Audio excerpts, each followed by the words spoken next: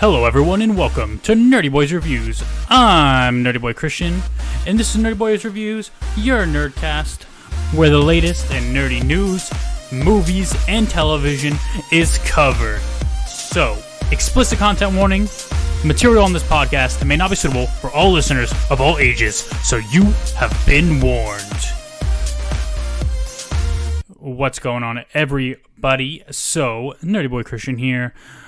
Flying solo today, but I do want to just say, after the last podcast I put out, I get to see the numbers of people listening and stuff, and I want to thank everybody who has listened to that last podcast and who is continuing to listen to the podcast, because it honestly means a lot, and I feel very grateful to have listeners who continue to listen and support us, even when we haven't been very consistent, and it's really something that I'm very grateful for. So today, honestly, I'm just going to cover some of the latest news from the nerd world, because there's been quite a bit, but the main thing, guys, is how coronavirus has affected not only, I guess there's not really a reason to say not only, because it's affected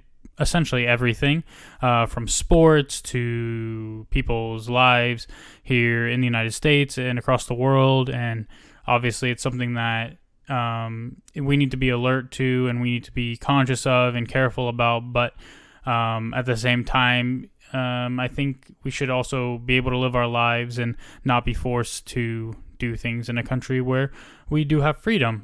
But is anybody familiar with freedom? And the United States maybe should know is that you can't have both freedom and safety at the same time. So when we do things in the interest of public safety, it inherently infringes on the rights that we have. So as a country, it's up to us to decide if we value more public safety or value our freedoms more, and live with that decision. So that being said, the coronavirus has affected nerd things as well. Shang-Chi, the Marvel movie, is being put on hold, and the filming has suspended because of the coronavirus. Filming for The Flash has been suspended as well. So let me pull up that article, because it's going to be interesting, because right now, who knows when any of this is going to resume. I think the hope is if we self-quarantine enough, or if we don't, I don't know, if we're careful enough, the virus will kind of just die away.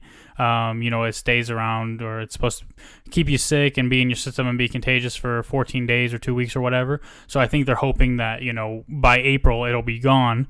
But we'll see if that actually happens, because you can't really expect, unless you do some extreme things, for people to just stay in their houses all the time and not move forward with their lives. But the coronavirus has been declared a national emergency, if you don't know. But it's shutting down television and movie projects. We have The Flash, Lucifer, Wheel of Time, Riverdale, and Carnival Row are among the affected shows. Additionally, The Falcon and Winter Soldier recently halted production, only a few days into its Prague shooting. It's unclear when that show will start filming again. Shang-Chi also hit a coronavirus snag. That's because their director is self-isolating while awaiting results of his test.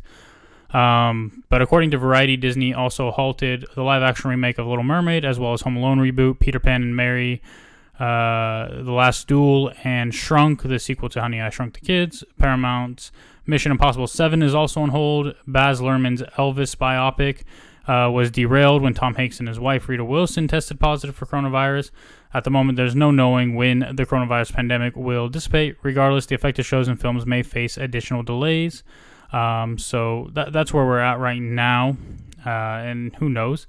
There's probably more to come, more delays, more things. I mean, New Mutants release got postponed.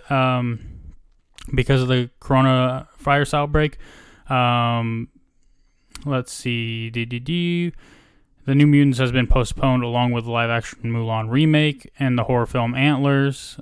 Disney's official statement says, "As you know, this has been a rapidly evolving situation, and I wanted to make you aware that we are postponing the release of Mulan, the New Mutants, and Antlers out of an abundance of caution." They go on to say, we truly believe in the movie-going experience, and we are looking forward to new potential 2020 release dates to be announced at a later date.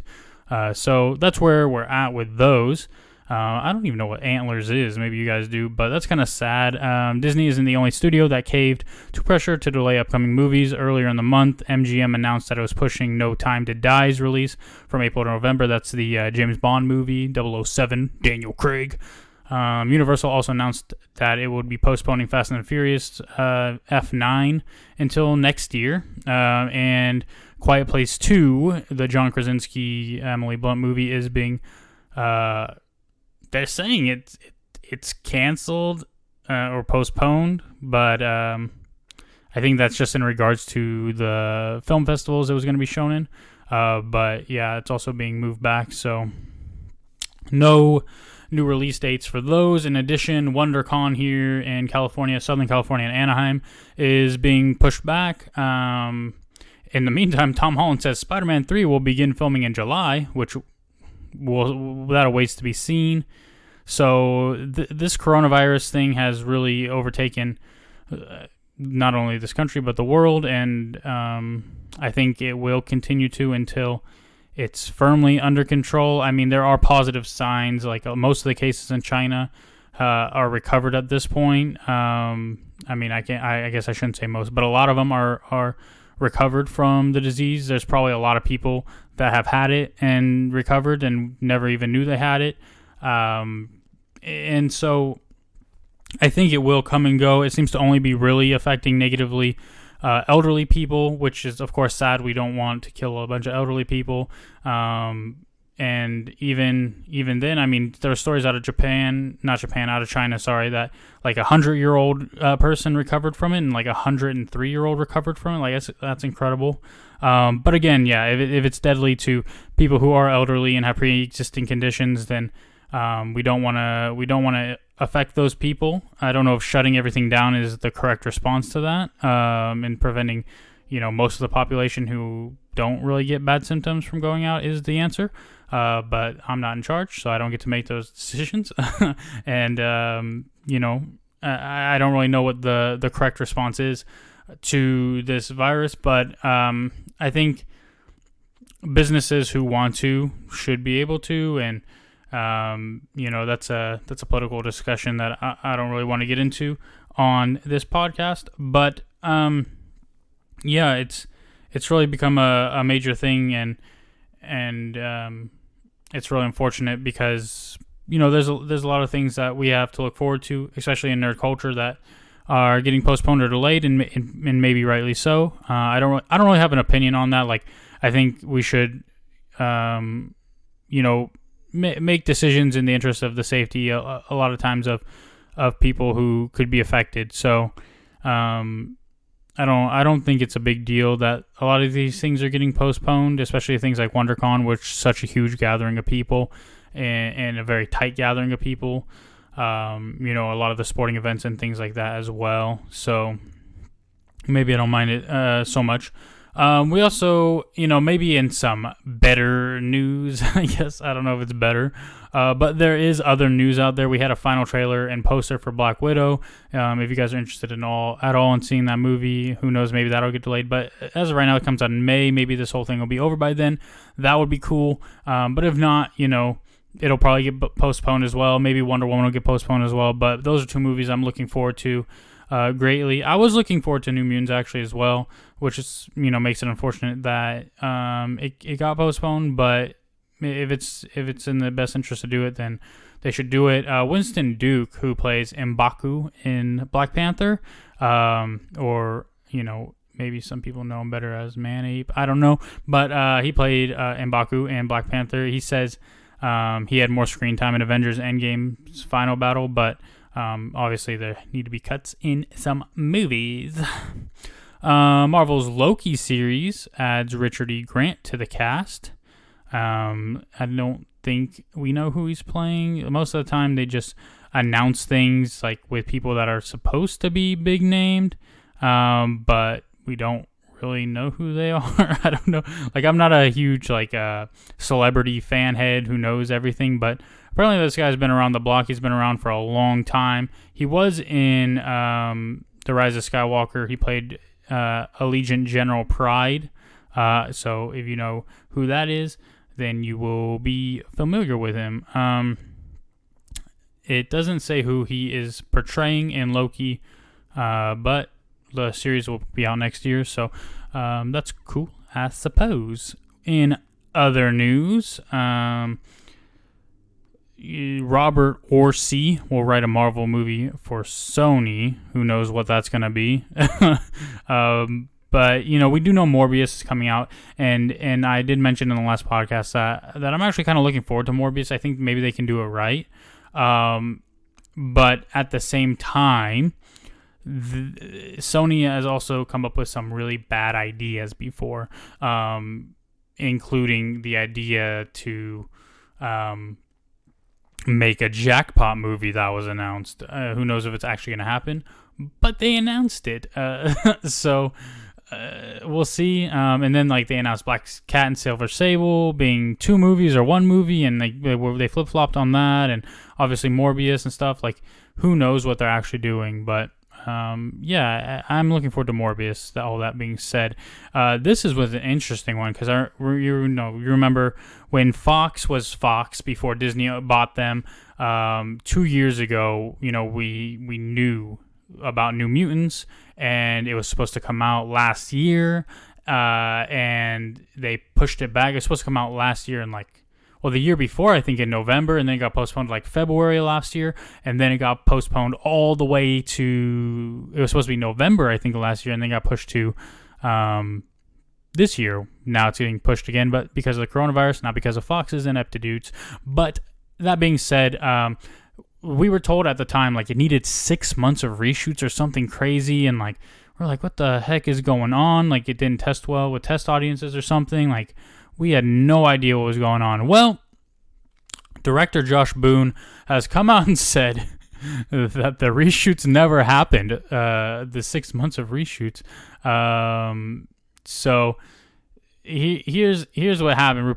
Reports surfaced in the interim that reshoots were to blame for the holdup, like I said. But now that the movie is nearly here, director Josh Boone is insisting that the reshoots never actually took place. He says, "Everybody said we did reshoots.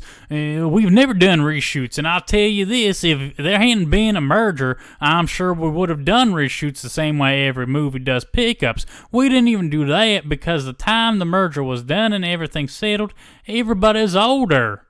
I'm sorry if that was an insulting accent, but I like to give people voices, when I'm going over shit. So, The New Mutants started filming in 2017 because the principal cast is made up of younger actors. Any physical differences would have been more noticeable if the studio actually had ordered reshoots. Fortunately, Boone seems happy with the version of the movie that's about to hit theaters. Back in January, he confirmed that neither Disney nor Fox interfered with his original vision. Maisie Williams, who plays Wolfsbane in the movie, also backed up Boone's comments in her own Entertainment Weekly story. She said, "The movie is exactly the movie we set out to make.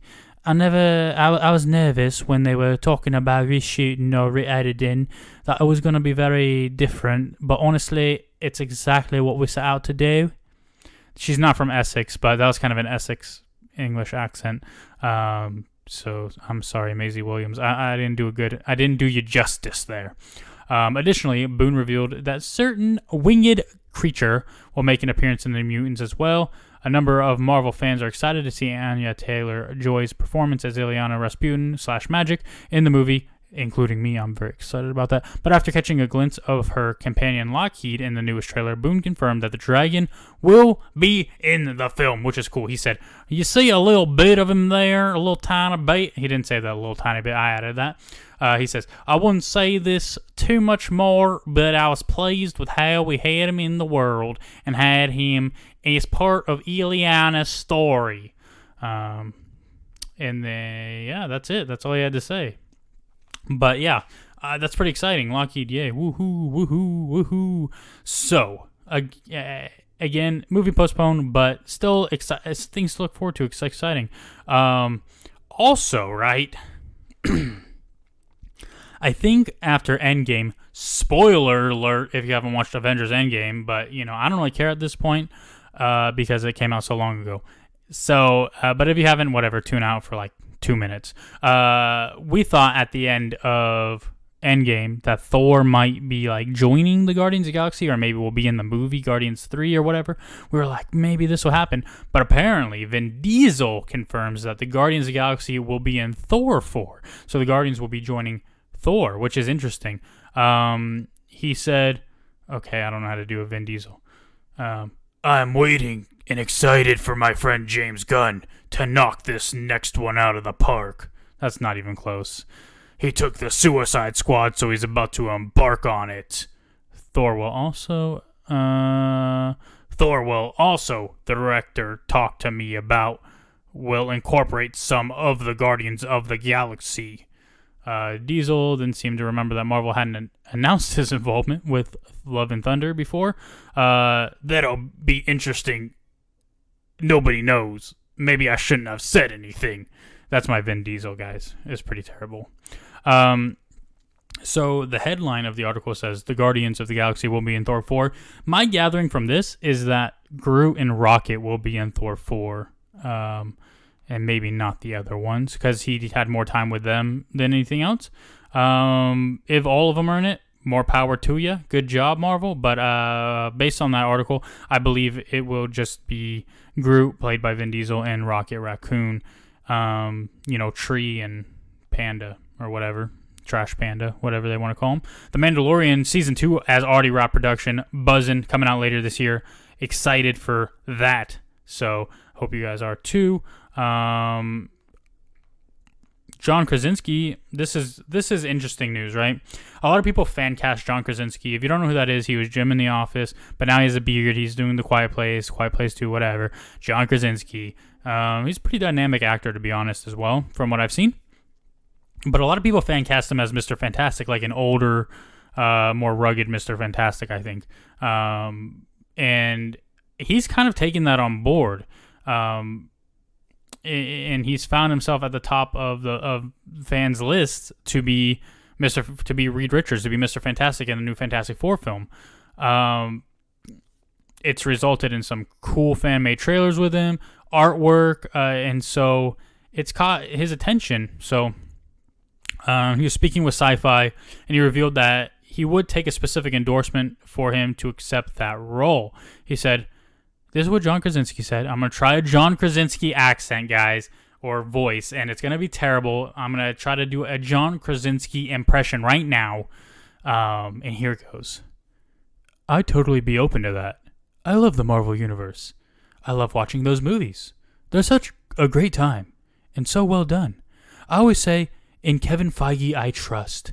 He's such a smart guy. I would never pretend to know what he's thinking. But if he's thinking about it, I'd be psyched.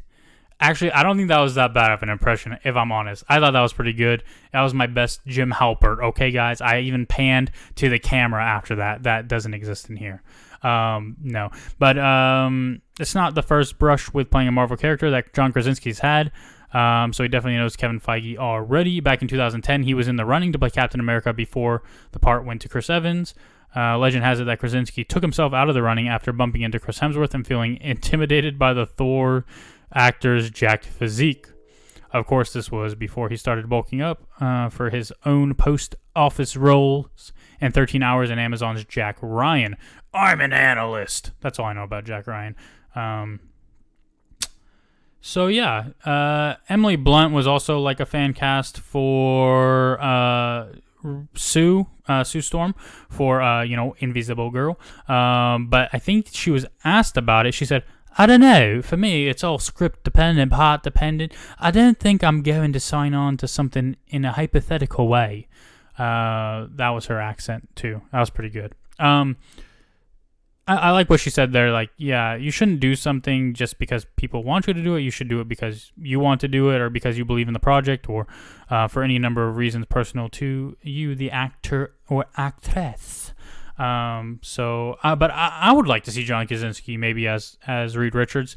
It's a different kind of role for him, I think. Like, even though he's done Jack Ryan and things like that, like Reed Richards is a very specific kind of character, a specific, he does specific things and has certain nuances and mannerisms and different things like that. So I think it'd be interesting. But who knows? In more Marvel news, Tessa Thompson says Christian Bale will play the villain in Thor 4.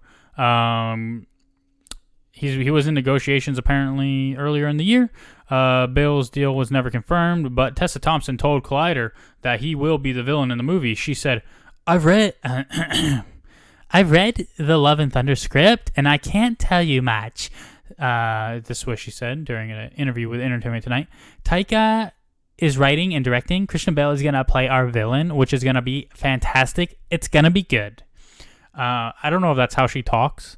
But I know she's not English, and I know that because, well, she's not English. Anybody who maybe has seen Creed, I don't know, I remember from Veronica Mars, she puts on like an accent in Thor that isn't very good in my opinion, but I do like her, and I like her as Valkyrie, so I just don't think her accent's very good.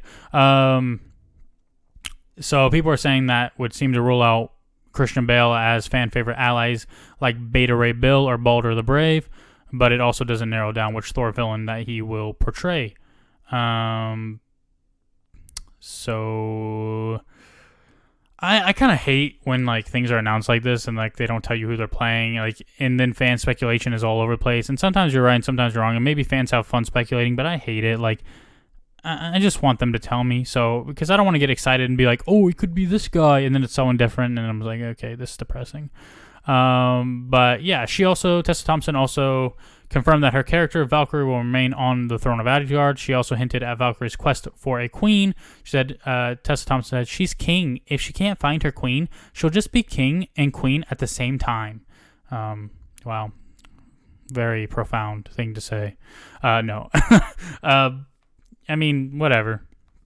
She'll be king and queen at the same time. But yeah, I think Taika Waititi confirmed like he's not gonna give her a queen or something. I don't know, but it doesn't really matter. Like people have their own opinions about, should this be in movies and should it not. And for me, I don't really care. I just am interested in seeing a good movie. So I'm gonna judge the movie on its laurels, on its merits, and not care about little things like that. Winston Duke. Again, more Winston Duke news. I mentioned earlier in this podcast how he was talking about M'Baku having a bigger role in the final fight in Endgame, but he also wants M'Baku to be the main villain in Black Panther 2, which is interesting, and I think it's possible, but this is what he had to say. M'Baku is a hero, but he has so much going on. Okay, I don't know why I'm doing like an announcer voice right now, but I don't know how to do like a good Winston Duke without sounding like offensive. He says, I think what makes a really great villain is that they have the power of seeing things their own way, and they can define their own circumstances. And that's what's really cool about all the MCU villains so far as well. Loki always sees things his own way, and he chooses when he's going to be an ally or an antagonist. Thanos always had the power of self-definition. That's his greatest strength. It wasn't the Infinity Stones. It wasn't his superpower or the fighting. Excuse me. It's that he made his mind up and said, this is how I define justice. Because he wasn't a bad boy. He's just a dude who is seeking ultimate justice and balance. That's not bad, but he defined it himself. And all the really great villains that Marvel interrogates always have the ability, so they can go anywhere.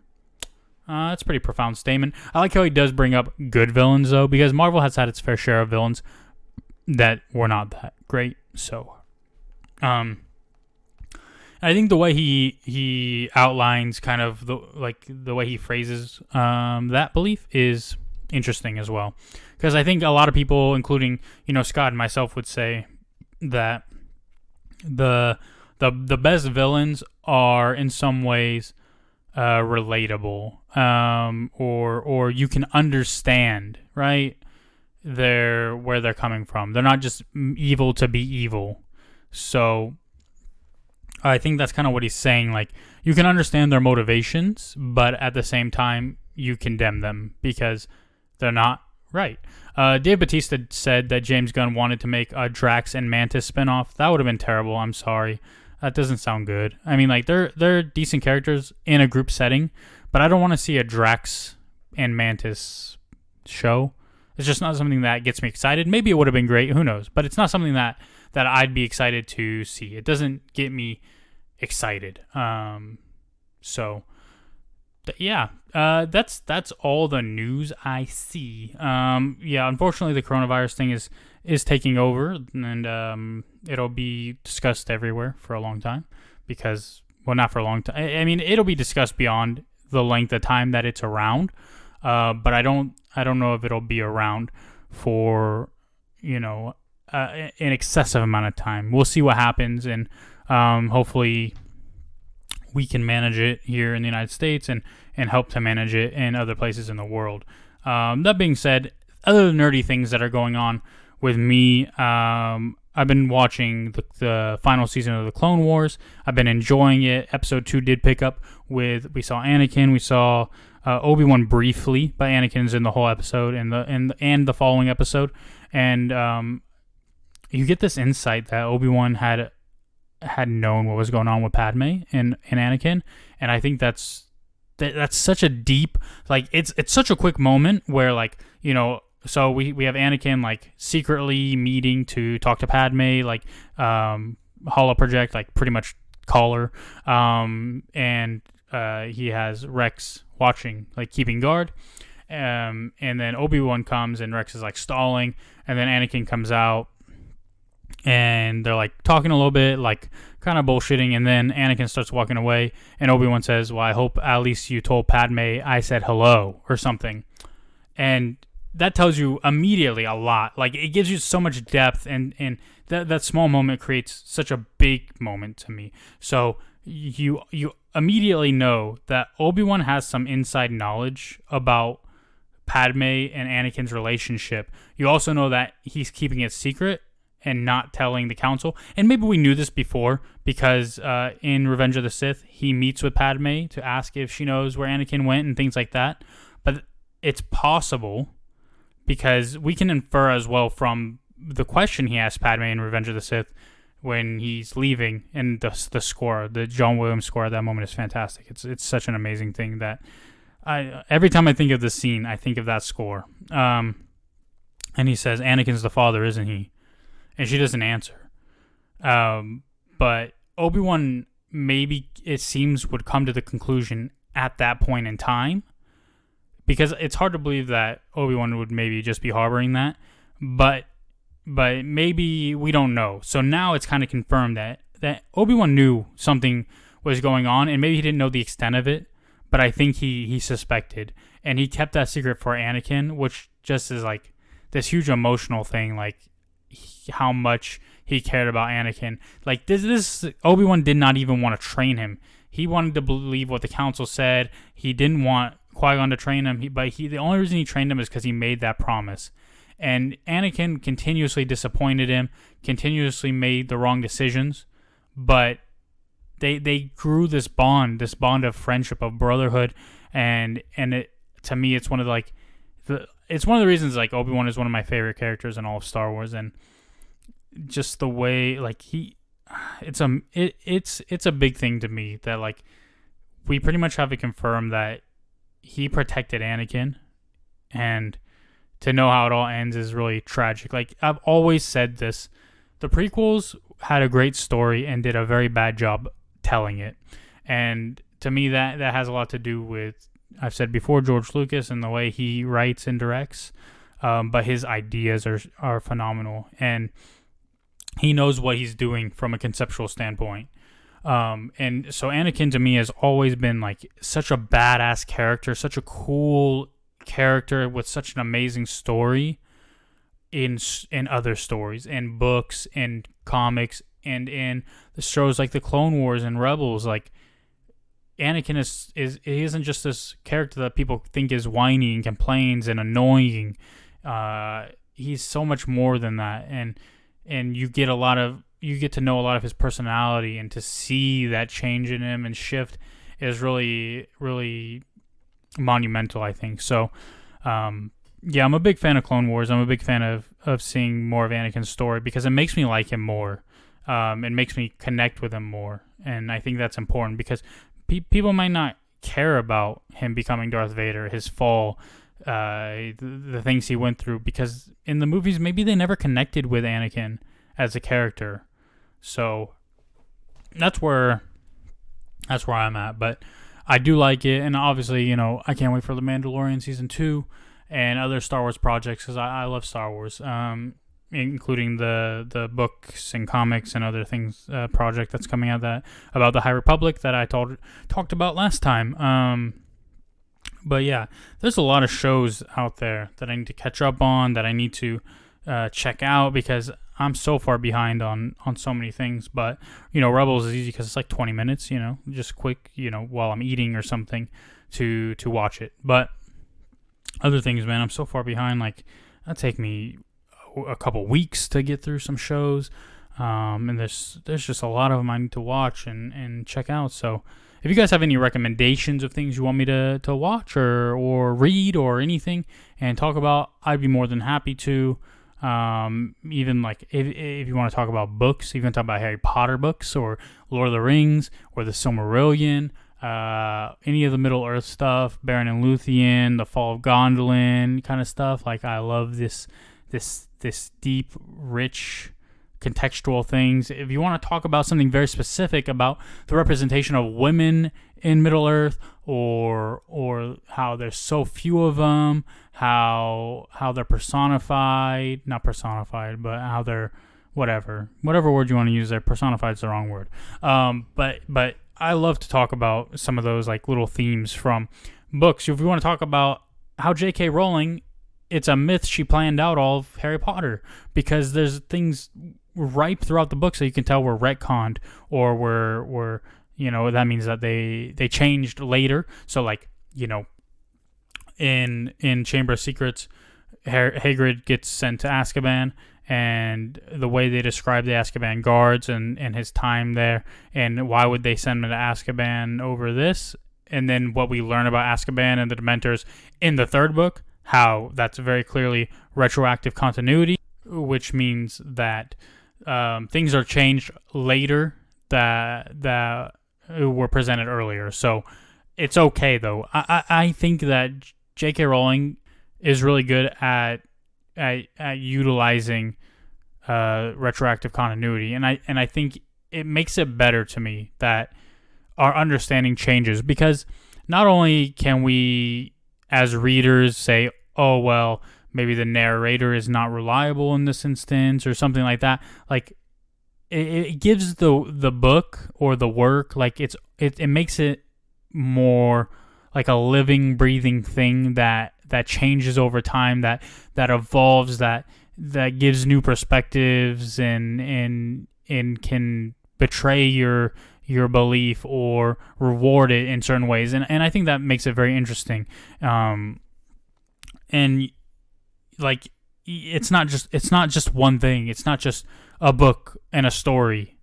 Like, there's facets to it. There's a reason so many people connect deeply to Harry Potter. There's a reason, even though it's a juvenile story, and I don't mean that in an insulting way. I just mean it wasn't written for kids, and obviously young adults as you get more into some of the later books. So I think it's a wonderful thing, and one of the things that's ripe throughout, like the later books, throughout Goblet of Fire, through Order of Phoenix, even, is this is this very clear,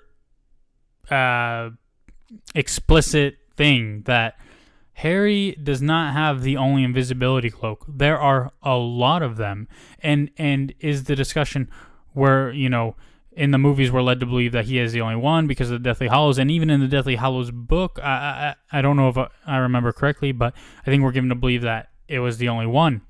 But we know that it's not because Barty Crouch used one, because they wonder if Rita Skeeter is using one, because we know that Sirius Black has used one. Like, these are all things that we know. Again, maybe unreliable narrator, but we know it's not because it's confirmed at least that Barty Crouch used an invisibility cloak. But are we led to believe maybe that Death cut more from his cloak to create more invisibility cloaks, and that Harry's is not so special, or that Harry's is the most special and the only one that isn't just a cloak that was bewitched or something? Like, there's a lot of discussion to have there. I just love to talk about, especially in books, like some of these deep things, and in movies too. There's always like even that Obi-Wan thing, that small moment that you can literally talk almost endlessly about, and the greatest part about it to me is like, Scott and me and I will argue and like, say you're wrong, whatever. But with things like this, even though we'll say that, like, nobody's wrong as long as there's evidence for it, or it's a interesting perspective, then I don't think it's wrong. And I think it, discouraging thoughts like this, like, is wrong to say, well, it's only this, and by thinking this, like to discourage that is what's wrong. But to have an open conversation and to look at things and to hear someone's perspective and be able to hear that and say, I don't agree, but I think it's really interesting, and explain more, or how would we explain this because of it? Like, it's all interesting to me, and I have a lot of fun with it.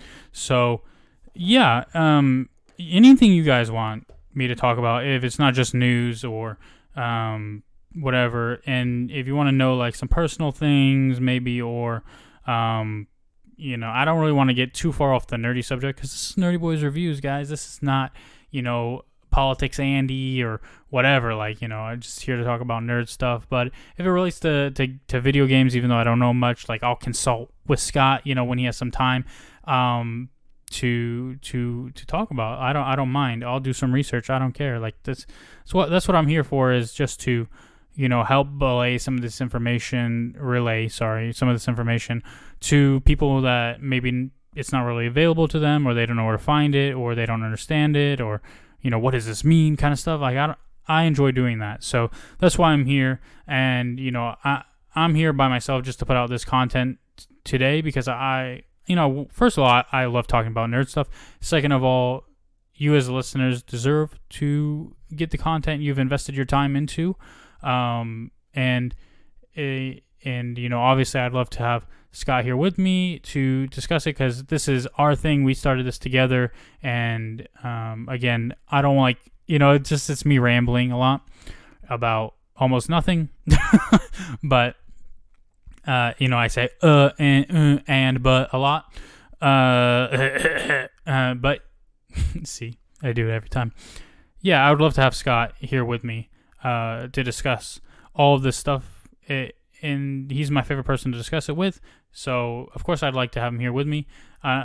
He's a busy guy right now. He's got his family to take care of, and so I respect that, and that at the same time I respect you, the listeners, and I understand that I